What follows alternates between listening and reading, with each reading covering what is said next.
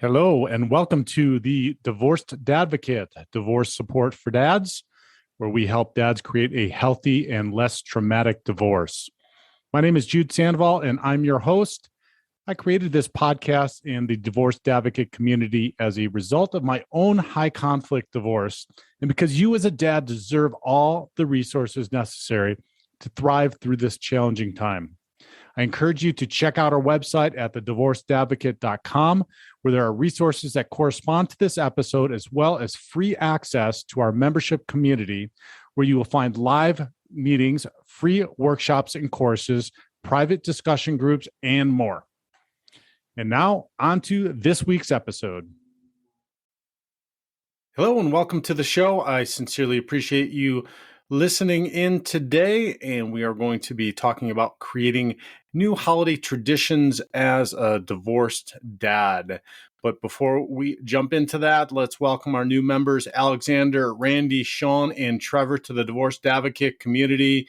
If you are not part of the community, check out thedivorceddadvocate.com and see all of the resources that we have for you there, including the divorce quiz, which will give you a great idea where you are at in your divorce compared to thousands, tens of thousands of others who have gone through it. It'll give you some immediate results in your inbox, and you can schedule a time for us to review that and talk about anything else that's going on in your divorce. So check out thedivorceddadvocate.com and become part of the community.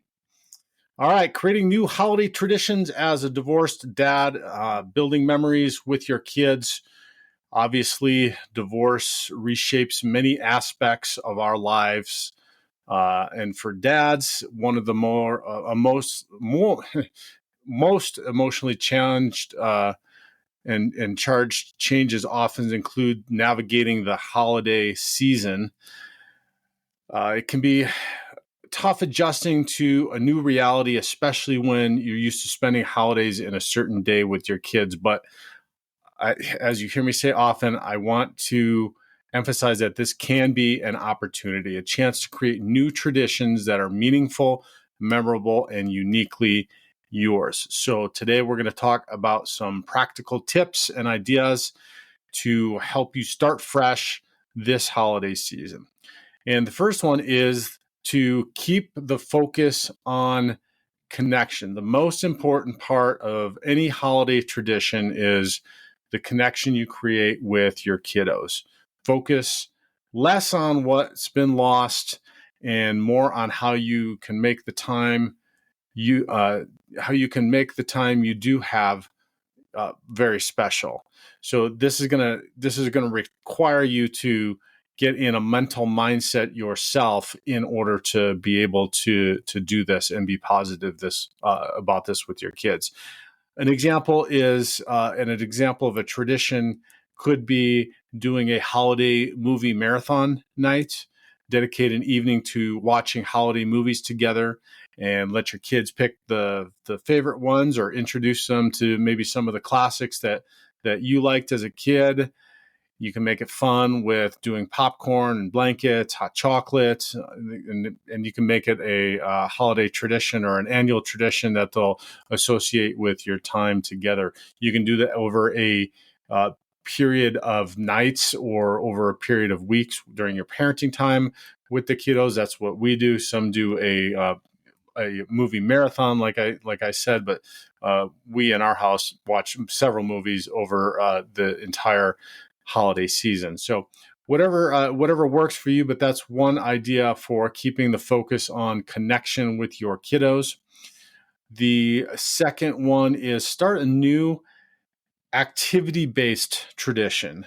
Doing something hands-on can create lasting memories, and kids will remember how they felt during an activity. So choose something that involves them directly. An example of this could be custom ornament crafting. Every year, create homemade ornaments together. You can provide craft supplies like clear baubles, paint, glitter, and ribbons, and each child can design one, and over time you'll have a tree filled with meaningful keepsakes.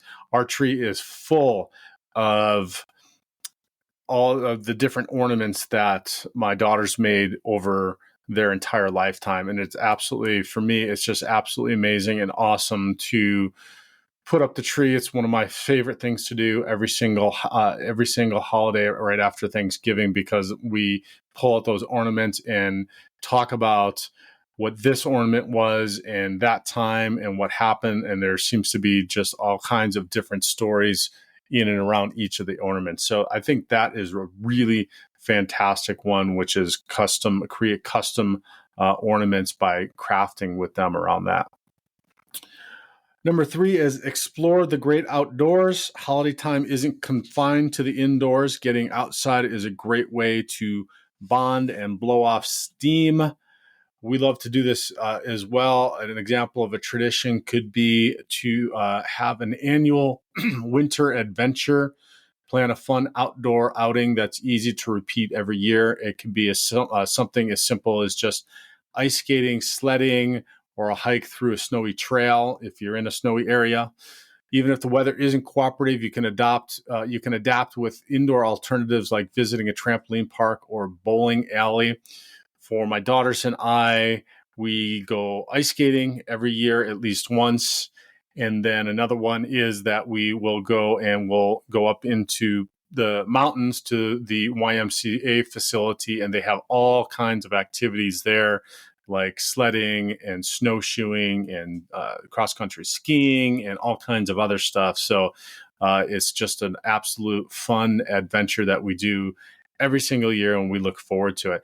And kind of what happens, fellas, is that if you start something and you just do one new thing a year, and then after a certain amount of years, and so maybe you start with movie marathon nights, and then the next year you do a custom ornament craft, and you just add on year after year. You have all these different things, and by the time that they're so many years down the road and whatever age they're at, that you just automatically start having all of these things that you're planning and you're excited for and that they're excited for during the holiday season. And that's kind of where we've gotten at now. So I just get so excited around this time because I'm thinking, oh, we're going to go ice skating. We're going to go up to the Y, and we're going to do some ornaments, and we're going to put up the tree, and we're going to top the tree with the angel and all these different things that we have. So don't feel like you got to implement all of this stuff all at once.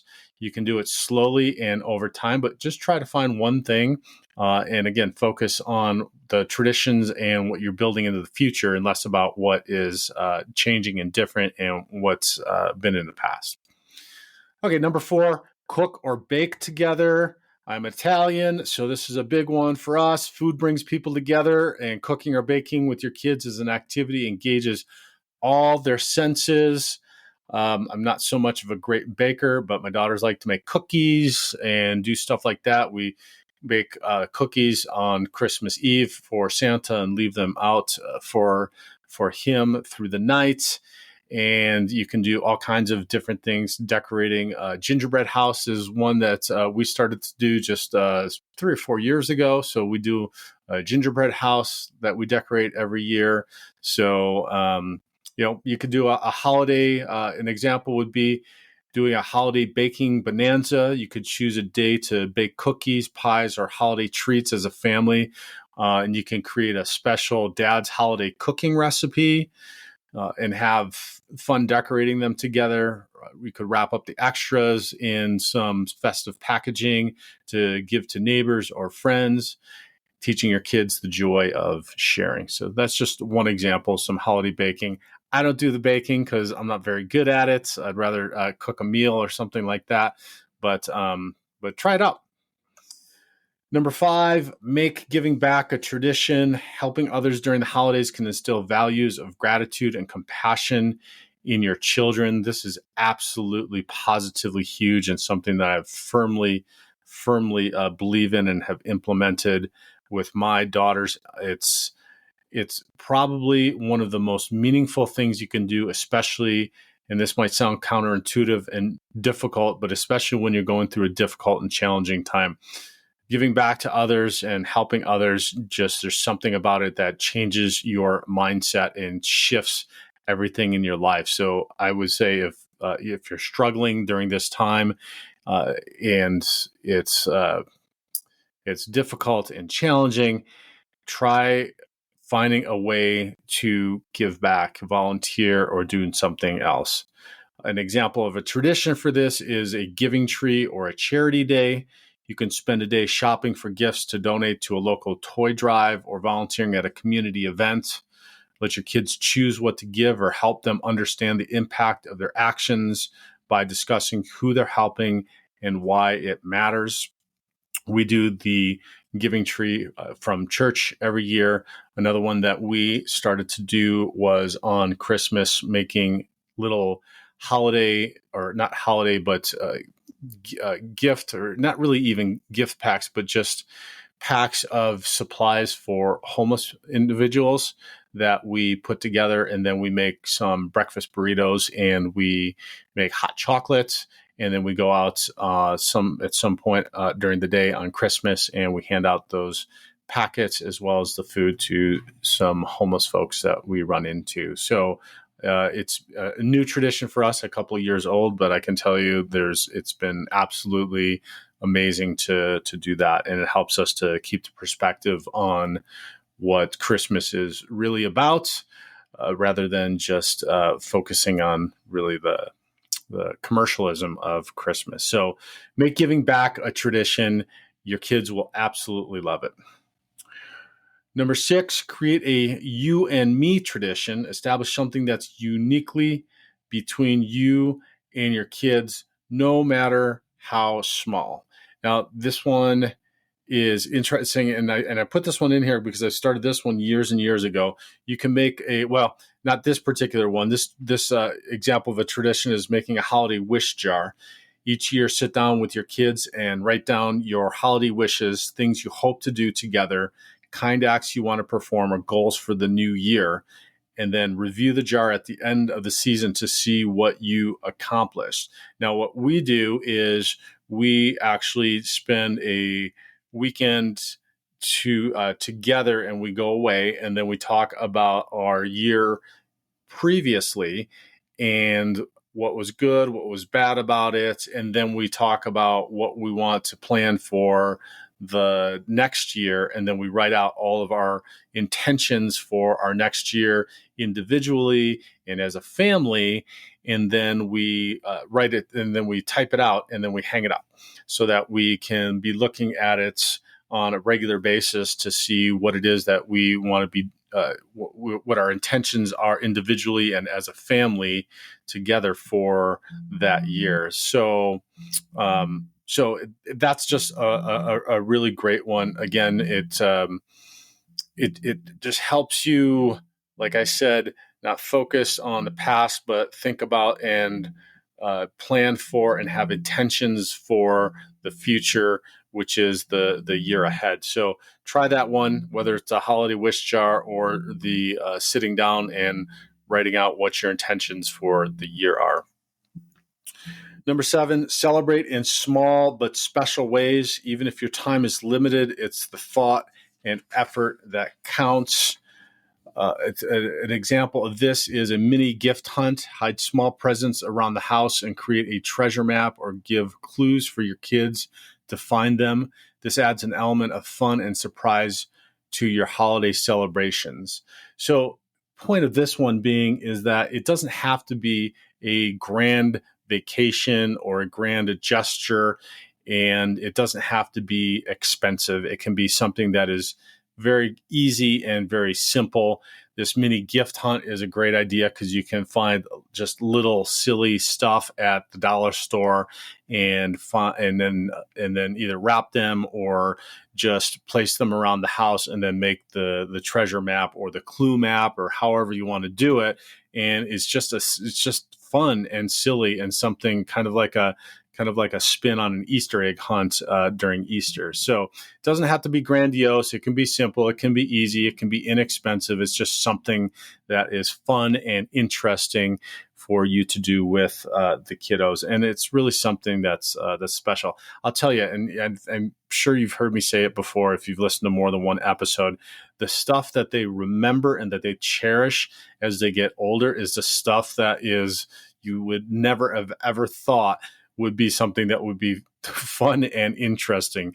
Sometimes we, and I included, spend lots of money on vacations or something as a gift or something else, and it seems like that stuff is never really the stuff that they remember. It's the things that I did when I was broke or didn't have any money or didn't have any time or all of the above that I was trying to be creative with and just figure out something for us to do to be able to be together and celebrate or have some sort of time that was meaningful together. And they seem to remember all of those things. So I'm just telling you, fellas, if you're in a spot where it's financially difficult or your time is restrained or both of those things, it doesn't have to be grandiose. It doesn't have to be expensive. Okay, the final one, involve their input. Ask your kids what traditions they'd like to start. Giving them a say can make the traditions even more special. An example of a tradition would be kid-designed holiday calendar. Let your kids design a holiday countdown calendar filled with small activities for each day, like reading a holiday story, making a craft, or enjoying a special treat together. This is just really fun and cool, especially if they're at an age where, obviously, if they're little, it's more difficult to help have them try to figure out and say what they would like to do. But even so, they're capable of knowing what they want, and then make that tradition. That's something that is ongoing for them, because then that just involves them in the whole holiday spirit. So creating new traditions as a divorced dad is less about creating the past and more about forging a future that's meaningful for you and your kiddos. These moments don't have to be grand or expensive, like I said. What matters most is the time and effort that you invest. With each new tradition, you're not just celebrating the season, you're building the kind of memories your kids will carry with them for a lifetime. So I just ask you, what new tradition will you start this year? I'd love to hear about it. Send me a message on whatever podcast platform you're listening to or whatever social media you find us on, or directly at jude@thedivorcedadvocate.com. I'd love to hear it and maybe learn something new that I can implement as well.